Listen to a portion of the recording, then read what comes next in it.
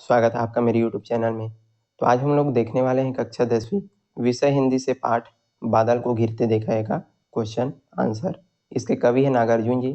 तो चलिए वीडियो शुरू करते हैं। चैनल को सब्सक्राइब कीजिएगा, अपने मित्रों के साथ जरूर इसको शेयर कीजिएगा। अभ्यास के प्रश्न ये आपकी परीक्षाओं में बहुत आपकी हेल्प करने वाले हैं। तो चलिए पढ़ते हैं। पहला क्वेश्चन यहाँ पर बताया गया है कि मानसरोवर के कमल को स्वर्णिम कहने का क्या आशय है। सबसे पहले क्वेश्चन समझते हैं कि जो मानसरोवर है उसके कमल को स्वर्णिम यानी कि सोने का कहने का क्या आशय है कवि का। तो ये था क्वेश्चन। चलिए इसका उत्तर जो है देखते हैं। बहुत ही छोटा सा उत्तर है इसका कि मानसरोवर के कमल को स्वर्णिम कहने का आशय यह है कि जब सूर्य की लालिमा किरणें मानसरोवर के खिले सुंदर कमल पुष्पों पर पड़ती है तो वे सूर्य की किरणों के कारण सुनहरा दिखाई पड़ता है, इसलिए इसे स्वर्णिम कमल कहा गया है। यहाँ पर बताया जा रहा है कि जब जो है मानसरोवर पर जो कमल हैं उनको स्वर्णिम क्यों कहा गया है, क्योंकि जब जो है सूर्य जो है उगता है और उसकी जो लालिमा जो किरणें हैं यानी कि जो पहली जो किरण है वो मानसरोवर पर खिले हुए इस पर कमल के फूलों पर जो है पड़ती है, तो जो सूर्य की किरणों के कारण वो कैसे दिखाई पड़ते हैं, सुनहरा यानी कि स्वर्णिम सोने के समान जो है दिखाई पड़ते हैं, इसलिए इसे स्वर्णिम कमल यहाँ पर कहा गया है। ये था इसका आंसर, बहुत ही छोटा सा। चलिए आंसर नंबर यहाँ पर क्वेश्चन देखते हैं 2 नंबर का। बादल को घिरते देखा है, कविता के प्रकृति चित्रण को अपने शब्दों में लिखिए।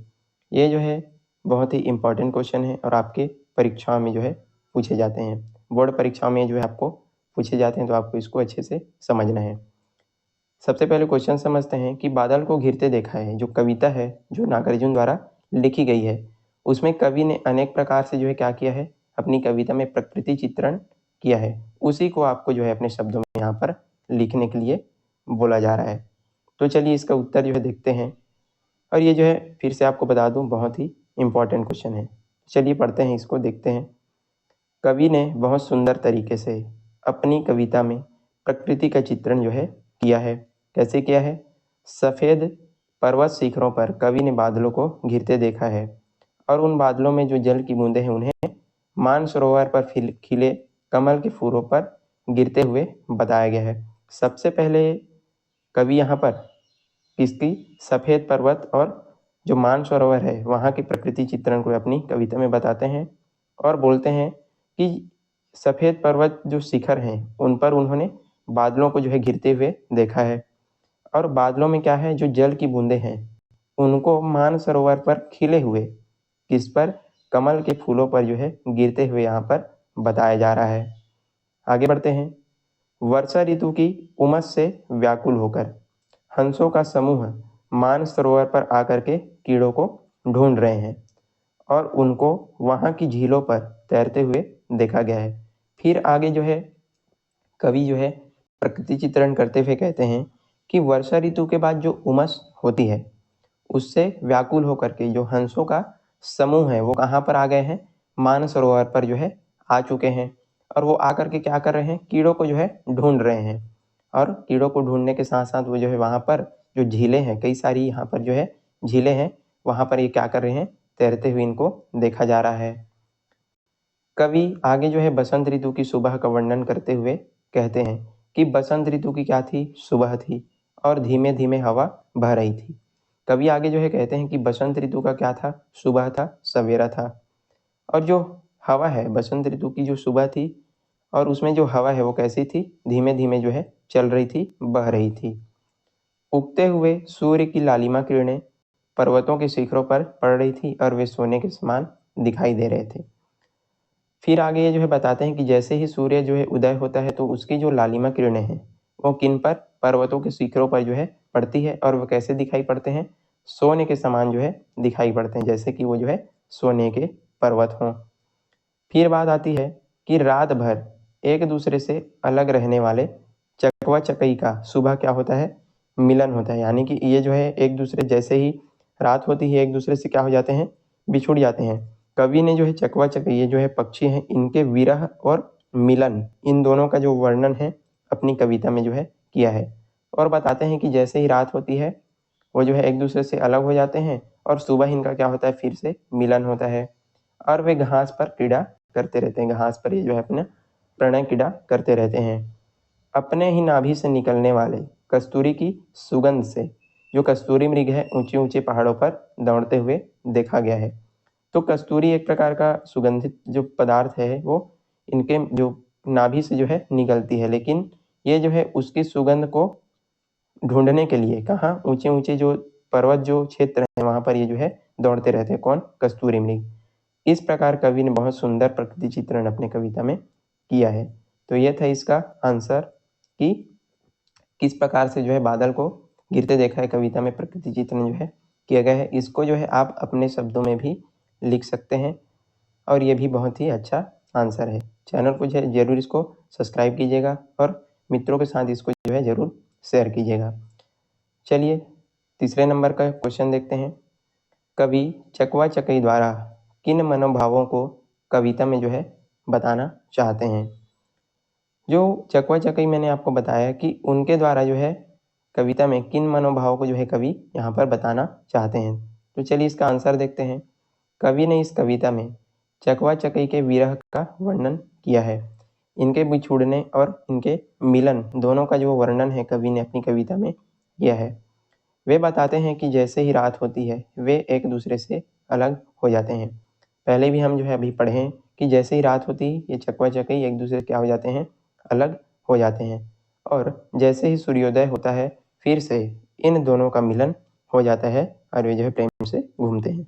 तो इस तरह यहाँ पर विरह और इनके मिलन को कवि ने अपने इस कविता में बताया है। इनके मनोभाव को अपनी कविता में इनका वर्णन किया है। चलिए अगला क्वेश्चन जो है देखते हैं। कवि ने कस्तूरी मृग का उल्लेख किस संदर्भ में किया है।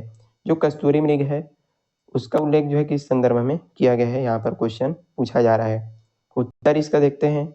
कवि बहुत ही मनोरम उल्लेख कस्तूरी मृग के लिए करते हुए कहते हैं कि ऊंचे ऊंचे दुर्गम पहाड़ी क्षेत्रों में ये कस्तूरी मृग अपने ही नाभि से निकलने वाले कस्तूरी यानी कि खुशबूदार पदार्थ को ढूंढते हुए इधर उधर दौड़ते रहते हैं, लेकिन उनको ये पता नहीं होता कि ये उनके नाभि से ही निकल रही है।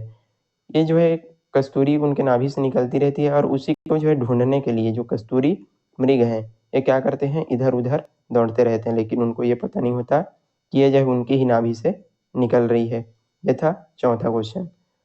चलिए अब ये जो है लास्ट क्वेश्चन है। इसमें आपको कुछ पंक्तियां दी गई है और उन पंक्तियों के आपको भाव स्पष्ट करते हैं। तो चलिए पहला यहाँ पर पंक्ति पढ़ते हैं कि ऋतु बसंत का सुप्रभात था, मंद मंद था अनिल बह रहा, बालारुण की मृदु किरणें थी, अगल बगल स्वर्णाभ शिखर थे। ये भी इम्पोर्टेंट क्वेश्चन है, परीक्षाओं में कई बार इसको पूछे जाते हैं कि भाव स्पष्ट कीजिए ऐसा करके। तो चलिए इसका उत्तर जो है समझते हैं। ऋतु बसंत का सुप्रभात था यानी कि बसंत ऋतु की क्या थी, सुबह थी। और मंद मंद था अनिल बह रहा, और धीमे धीमे क्या चल रही थी, हवा चल रही थी। अनिल यानी कि हवा और मंद मंद यानी कि धीमे धीमे धीरे धीरे जो है हवा चल रही थी। बालारुण की मृदु किरणें थी, अगल बगल स्वर्णाभ शिखर थे। उगते हुए सूर्य की लालिमा किरणों से जो है पर्वतों का शिखर क्या सोने के समान दिखाई पड़ रहे थे। मतलब बालारुण यानी कि उगते हुए जो सूर्य की जो लालिमा किरणें थी उससे वो जो है कहाँ पड़ रही थी, पर्वतों के शिखरों पर पड़ रही थी और वो सोने के समान दिखाई पड़ रहे थे, जैसे कि वो पर्वत सोने के हो। इसका लास्ट जो क्वेश्चन है वो इस प्रकार है कि दुर्गम बर्फानी घाटी में 7 सहस्त्र फुट ऊंचाई पर अलख नाभि से उठने वाले नीच के ही उन्माद परिमल। इसका आपको भाव स्पष्ट करना है।